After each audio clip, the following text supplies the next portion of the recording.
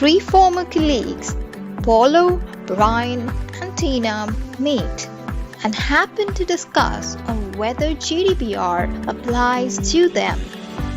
Paulo says, "I think all organizations need to comply to GDPR."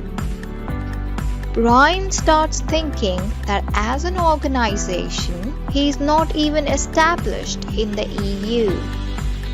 Tina wonders that it is post-Brexit and she is a UK-based organization. So Brian and Tina both think they do not have to comply to the GDPR. Well, that's not quite true. We'll see why in the coming lectures. Adam is not an EU citizen. Would he be protected by the GDPR? Peter is supposed to carry out processing of personal data as part of his organization.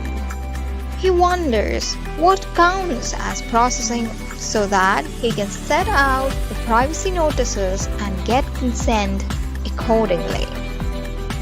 Sensitive personal data requires additional protection. But wait, what exactly classifies as sensitive personal data? Put these nagging questions to rest in the following lectures. Strengthen your basics of GDPR to fare well on implementing it for your organization.